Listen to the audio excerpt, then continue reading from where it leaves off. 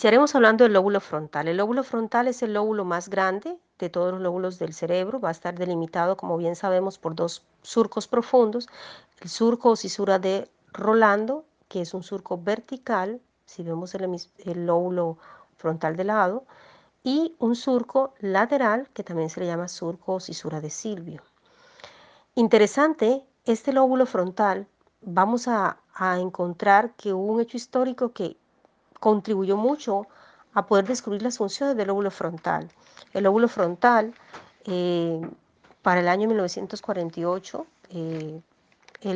ocurrió el caso del señor Phineas Gage, cuyo cráneo se encuentra exhibido en el Museo de Harvard, porque precisamente un accidente que ocurrió, él era un obrero en las industrias ferroviarias y ocurrió una explosión y esta viga que ustedes observan allí en la diapositiva se atravesó entrando por su cara y destruyendo la parte del lóbulo frontal en la parte más anterior. Y ese accidente contribuyó al avance de las neurociencias porque gracias a eso pudimos descubrir que la parte más polar del lóbulo frontal tenía una función importante en lo que eran las características de la personalidad de cada ser humano. A partir de allí se pudo descubrir que precisamente en esa parte radica lo que determinaba al ser y se rompió un paradigma que existía hasta el momento, que era que el cerebro funcionaba independiente del cuerpo, perdón, el alma, el espíritu, la personalidad no tenía nada que ver con la parte física, pero a raíz de ahí, porque precisamente en Phineas ocurrió un cambio abrupto en su personalidad, él pasó de ser una persona muy amable, muy muy correcta, muy cumplidora de su deber, a ser una persona totalmente agresiva, desinhibida sexualmente, vulgar. Entonces se pudo determinar que allí radicaba el sustrato anatómico de la personalidad de cada ser humano. Una de las patologías que más nos enseña para poder identificar dónde tenemos una lesión en un lóbulo es indudablemente la epilepsia. La epilepsia, que no es más que un síndrome caracterizado por descargas eléctricas anormales, por irritación de las neuronas, que conlleva manifestaciones semiológicas diferentes.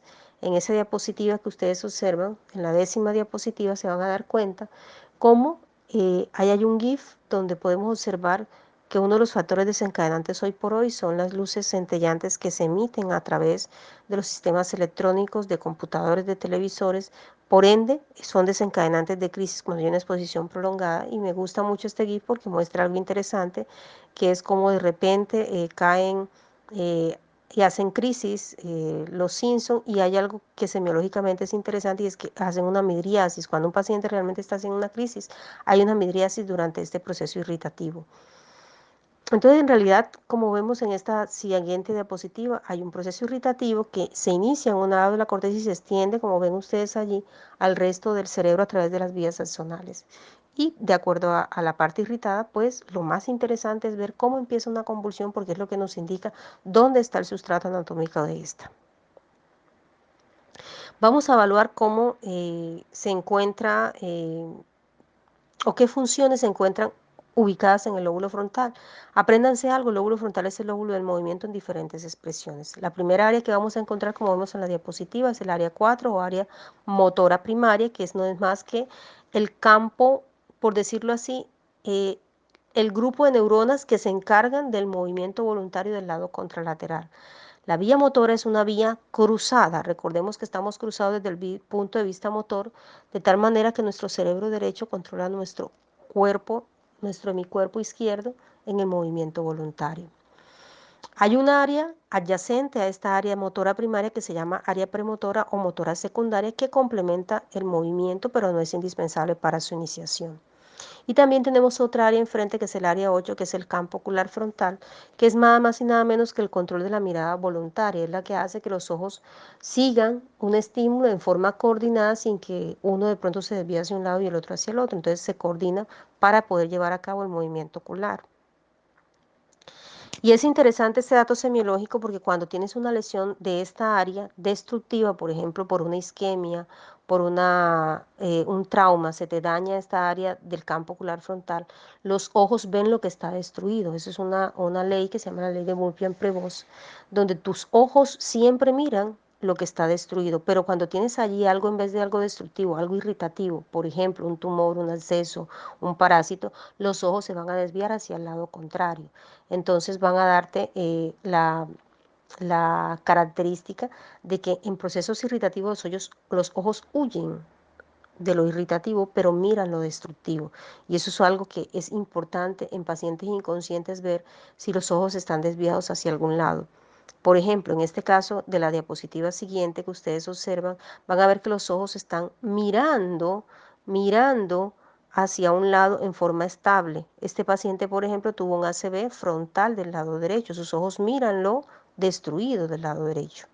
Cuando están huyendo de algo irritativo, lo huyen, pero en forma de movimientos que se llaman sacadas, movimientos convulsivos. Hacen movimientos repetitivos, convulsivos de los ojos y que generalmente también se asocian a movimientos eh, irritativos, perdón, movimientos también en sacadas de la cabeza. En la siguiente diapositiva podemos ver las otras áreas también del lóbulo frontal. Tenemos el área 44 y 45. También es el área motora del lenguaje, es la llamada área de Broca, que es la que nos permite la expresión, el movimiento del lenguaje expresivo. Entonces allí se va a conectar esta área de Broca con el área de percepción del lenguaje, que es el área de Wernicke, que se encuentra en el lóbulo temporal. Y ya para terminar tenemos la corteza prefrontal, que no es más que la corteza que se le dañó a Phineas, es la corteza encargada precisamente de dar la personalidad, se une con el sistema límbico, que es nuestro sistema visceral, para lo que son el mantenimiento del autocuidado, del hambre, el sentido de conservación. Entonces vamos a tener que allí radican diferentes características de la personalidad de cada ser. Vamos a empezar a dañar ese lóbulo frontal de adelante hacia atrás. Si lo dañamos, vamos a empezar obviamente donde terminamos de la corteza prefrontal. Y miren qué interesante, se ha descubierto que la corteza prefrontal, dependiendo del área que se dañe, va a haber manifestaciones semiológicas distintas. Si se daña la convexidad, que es la parte más lateral, vamos a tener un paciente apático, amímico, con un paciente que no tiene prácticamente ningún tipo de emoción, tiene falta de iniciativa, indiferente, está como lento. Mientras que cuando lo que se daña, que fue como en el caso de Phineas, se daña la cara orbitaria, vas a tener un paciente mucho más irritable, agresivo, impulsivo, que tiene alteraciones de la conducta sexual, que de repente se ríe por cualquier bobada sin que haya un estímulo realmente, que tiene dificultades de adaptarse desde el punto de vista social. Entonces vamos a tener un paciente realmente demasiado excitado, por decirlo así, tanto agresivo como desde el punto de vista también sexual, que no es desinhibido. Y por último, en la cara medial, o sea, la parte intrahemisférica de la parte prefrontal, vamos a tener más que todo alteraciones de la memoria y alteraciones también en la orientación. Toda la corteza prefrontal se puede dañar también por procesos degenerativos. Recordemos que en las demencias tipo Alzheimer, esta corteza prefrontal se recoge mucho y el paciente puede tener una serie de manifestaciones donde, por ejemplo, el niño, recordemos que en el proceso adaptativo del proceso de mielinización, él normalmente cuando nace necesita los reflejos primitivos que le permiten prensión, eh, hociqueo, succión para poder adaptarse y poder, como ellos no ven todavía, no saben qué es alimento ni cuál es un objeto cercano, ellos todo lo que se les acerca lo presionan, entonces hacen prensión y esos reflejos a medida que el sistema nervioso se va desarrollando van perdiéndose, pero en procesos degenerativos de desmielinización pueden también aparecer esos reflejos primitivos como parte de una patología, sobre todo en demencias. Vemos en la siguiente diapositiva cómo hay un personaje con una lesión de la cara orbitaria y otro con una lesión de la convexidad para que nunca lo olviden. Y en la otra diapositiva ven todo el espectro de todo el síndrome prefrontal, desde el paciente que no siente placer, el que se ríe sin una causa, el agresivo, la incontinencia de esfínteres y los reflejos de prensión primitivos.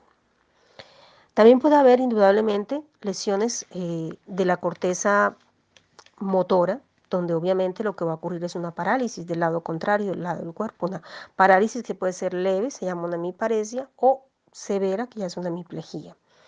Pero también allí vamos a tener un dato interesante y es que dependiendo del área motora afectada, se puede afectar más la mano o la pierna, porque nosotros estamos deformados en nuestra corteza motora.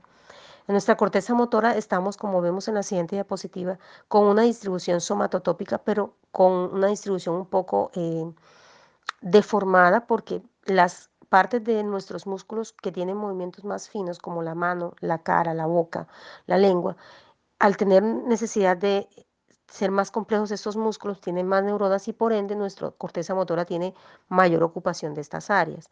Ahí podemos ver en la diapositiva cómo la lengua, la cara y la mano ocupan la tercera parte de toda nuestra corteza motora y el tronco y la pierna ocupan solamente una tercera parte. O sea, vamos a encontrar tronco y pierna una tercera parte, mano una tercera parte y cara y lengua otra tercera parte. Y miren qué interesante, la pierna está doblada hacia la parte interhemisférica y nuestra cara y lengua están muy cerca a la cisura de Silvio. Y esto es interesante porque resulta que en la cisura interhemisférica tenemos a la arteria cerebral anterior. Por ende, la cerebral anterior nutre la pierna y el tronco, mientras que en la cisura de Silvio tenemos a la arteria cerebral media que nutre más que todo la lengua, la cara. Por eso, cuando tú tienes un paciente que tiene una lesión de la arteria cerebral media, vas a tener que se le afecta más el brazo. Si tienes una lesión de la cerebral anterior, se le afecta más la pierna. Y si el paciente está igual de afectado tanto el brazo como de la pierna, nos vamos a dar cuenta que indudablemente hay un compromiso de la carótida interna, que es la que da origen a estas dos arterias. En la siguiente diapositiva vamos a encontrar un muchacho que tiene dificultad para la marcha del lado derecho, pero que el brazo ni siquiera lo mueve aunque la pierna recuperó. Por ende, tiene una lesión más que todo de la cerebral media izquierda, ¿verdad? También puede haber un proceso irritativo de la corteza motora, ya no algo destructivo como un ACV, sino algo que irrite, por ejemplo, un cisticerco o un tumor. En estos casos pueden dar convulsiones y esas convulsiones pueden seguir el mapa motor. Por decirlo así, esas convulsiones pueden empezar en la cara, después extenderse a la mano, luego al tronco y por último a la pierna. Este tipo de crisis que van siguiendo el mapa motor se llaman crisis jacksoniana o con marcha y fueron descritas por el doctor Hugley Jackson, aunque de pronto para que no se les olvide me queda más fácil recordar a Michael Jackson que hacía un movimiento también como que empezaba en la mano y se extendía el resto del tronco, entonces podrían hacer el símil allí, pero recordemos que es el doctor Hugley Jackson el que escribió este tipo de crisis con marcha. Vemos también en la siguiente diapositiva una representación donde hay un GIF donde esta chica tiene un proceso irritativo en la corteza frontal del lado derecho y los ojos y la cara se desvían hacia el otro lado. Eso se llaman crisis versivas. Esa crisis versiva es una crisis donde los ojos y la cabeza huyen del foco irritativo. En realidad se basa en una película que fue de hace mucho tiempo llamada El Exorcista, pero en realidad esa niña se basó en un hecho de la vida real que tiene una encefalitis y que dio esa idea de que en esas crisis que hacía de convulsivas estaba por una posesión demoníaca y por eso se creó la película, ¿no? Ya por último, también el lóbulo frontal es encargado de la parte expresiva del lenguaje.